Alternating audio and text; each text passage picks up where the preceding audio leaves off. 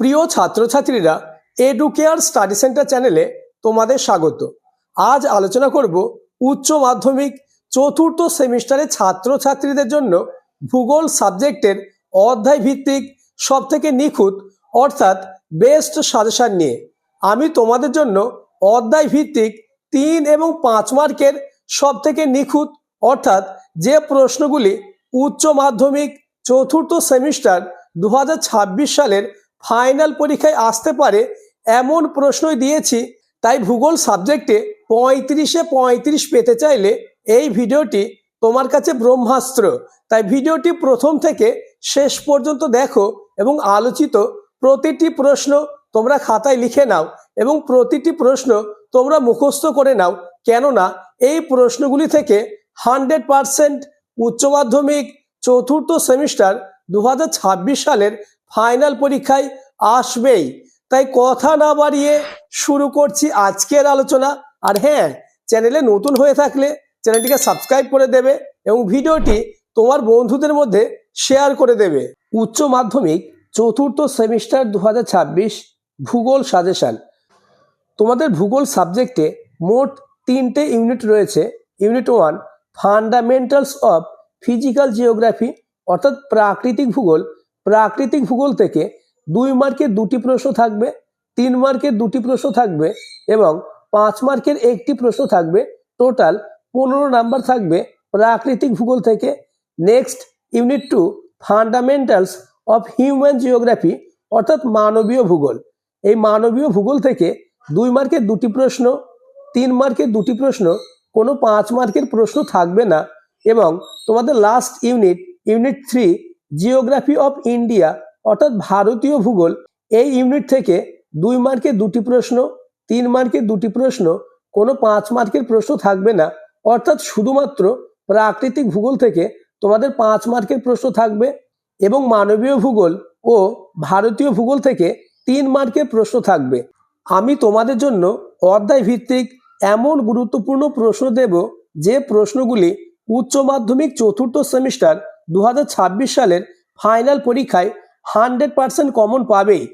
তাই ভূগোল সাবজেক্টে 35-এ 35 পেতে চাইলে আলোচিত প্রতিটি প্রশ্ন তোমাকে রেডি করতেই হবে। প্রাকৃতিক ভূগোলের প্রথম অধ্যায় ভূগঠন। এই অধ্যায়ের 5 মার্কের মোস্ট ইম্পর্টেন্স প্রশ্নগুলি হলো: প্রথম প্রশ্ন, সমুদ্র তলদেশের সম্প্রসারণের বিস্তৃতিজনিত প্রমাণগুলি আলোচনা করো। এই প্রশ্নটি খুবই গুরুত্বপূর্ণ। কোশ্চেন নম্বর 2, প্রকৃতি, গঠন ও অবস্থান অনুসারে পাতের শ্রেণীবিভাগ করো এবং সংক্ষেপে প্রতিটি পাত সম্পর্কে আলোচনা করো। পরের প্রশ্ন, কোশ্চেন নম্বর 3, চিত্রসহ অভিসারী অথবা প্রতিসারী পাত সীমানায় সৃষ্ট ভূমিরূপগুলি আলোচনা করো। নেক্সট, এবং তোমাদের প্রথম অধ্যায়ের 5 মার্কের লাস্ট প্রশ্ন, কোশ্চেন নম্বর 4, পাতের চলনের ফলে কি কি ভূমিরূপের সৃষ্টি হয় চিত্রসহ বর্ণনা করো। এই অধ্যায়ের 3 মার্কের গুরুত্বপূর্ণ প্রশ্নগুলি দেখে নাও। প্রথম প্রশ্ন, সমুদ্র তলদেশের সম্প্রসারণের কারণ আলোচনা করো। নেক্সট, কোশ্চেন নম্বর 2, মহাদেশীয় ও মহাসাগরীয় পাতের মধ্যে পার্থক্য লেখো। নেক্সট, কোশ্চেন নম্বর 3, বৃত্তচাপীয় দ্বীপমালার 3টি বৈশিষ্ট্য উল্লেখ করো।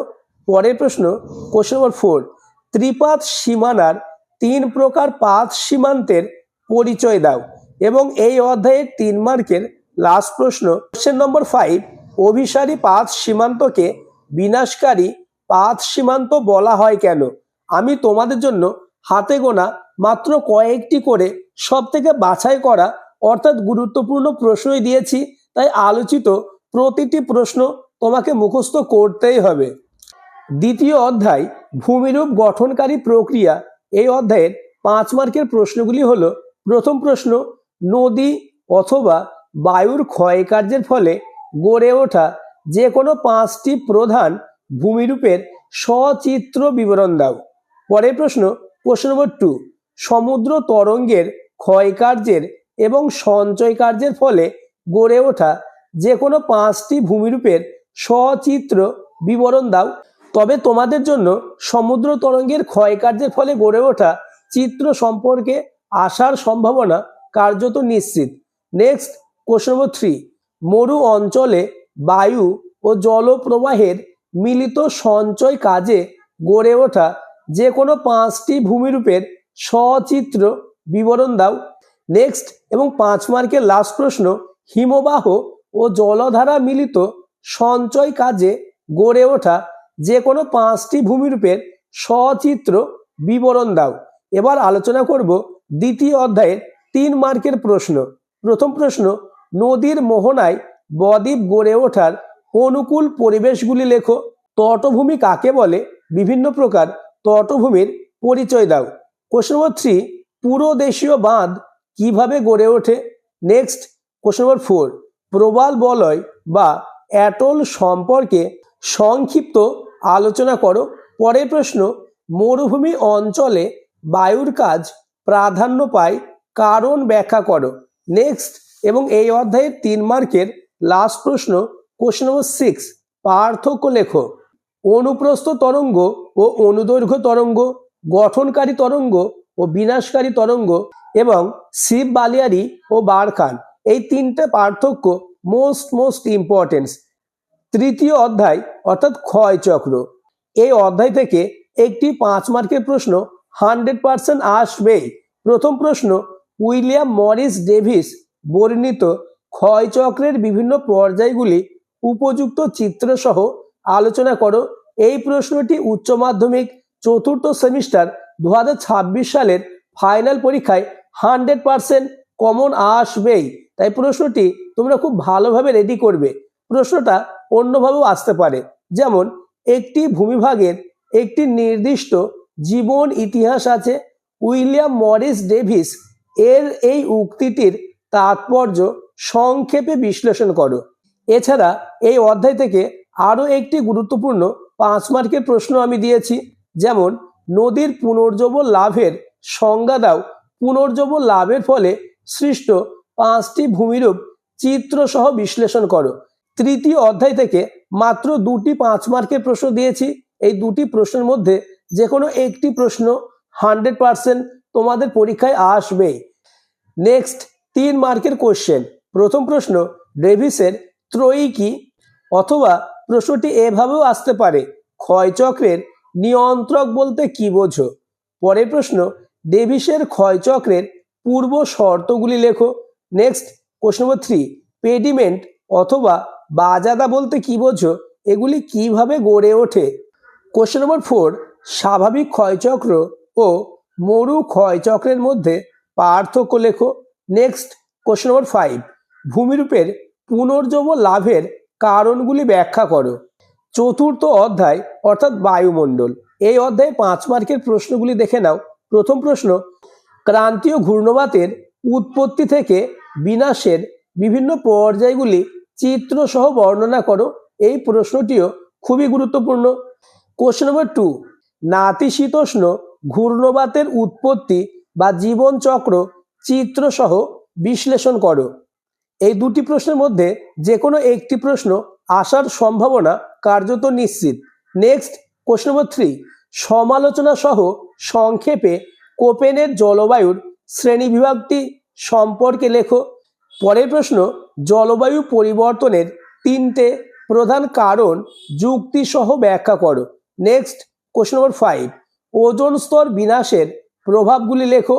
অথবা ওজোন স্তরের অবক্ষয় পরিবেশকে কিভাবে প্রভাবিত করে। এবং এই অধ্যায়ের 5 মার্কের লাস্ট প্রশ্ন, কোশ্চেন নম্বর 6, গ্রিন হাউস প্রভাব বলতে কি বোঝো? বিশ্ব উষ্ণায়নের ফলাফলগুলি আলোচনা করো। এই অধ্যায়ের 3 মার্কের প্রশ্নগুলি দেখে নাও। প্রথম প্রশ্ন, ক্রান্তীয় ঘূর্ণবাত এবং প্রতীপ ঘূর্ণবাত কাকে বলে?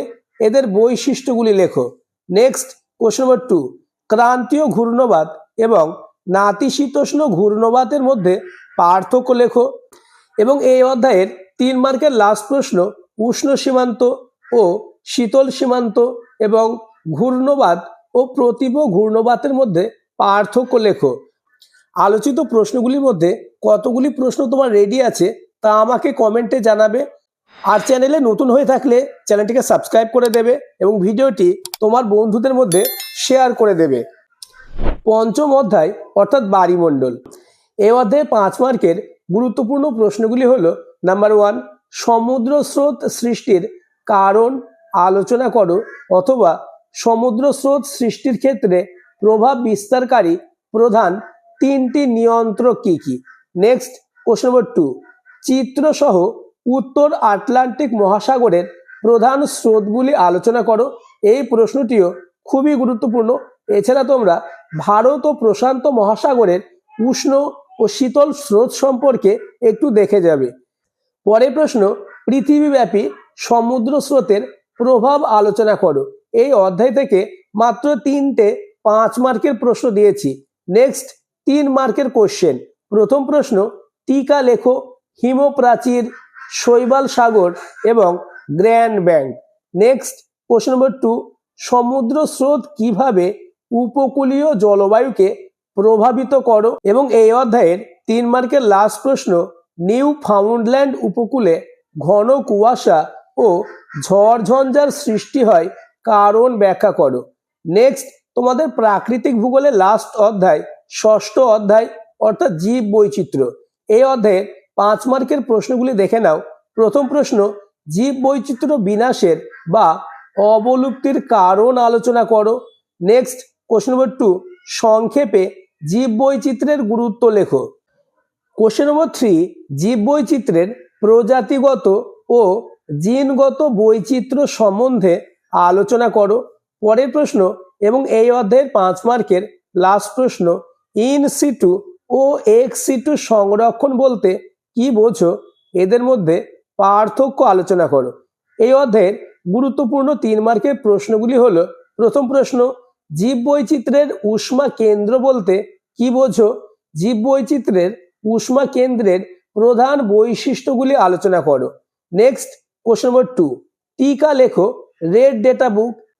নেক্সট কোশ্চেন নম্বর 3, জাতীয় উদ্যান ও অভয়ারণ্যের মধ্যে পার্থক্য লেখো।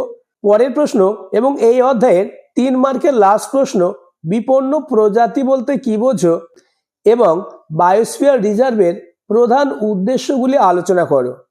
আজকের ভিডিওতে আমি তোমাদের জন্য প্রাকৃতিক ভূগোলের 3 এবং 5 মার্কের সবথেকে নিখুঁত সাজেশন দিয়েছি। পরবর্তী ভিডিওতে ভূগোল সাবজেক্টের বাকি 2টি ইউনিট অর্থাৎ জনসংখ্যা ভূগোল ও ভারতীয় ভূগোলের 3 এবং 5 মার্কের বেস্ট সাজেশন নিয়ে আলোচনা করব। তাই চ্যানেলটিকে সাবস্ক্রাইব করে দেবে এবং পাশের বেল আইকনটি প্রেস করে নোটিফিকেশন অল করে দেবে।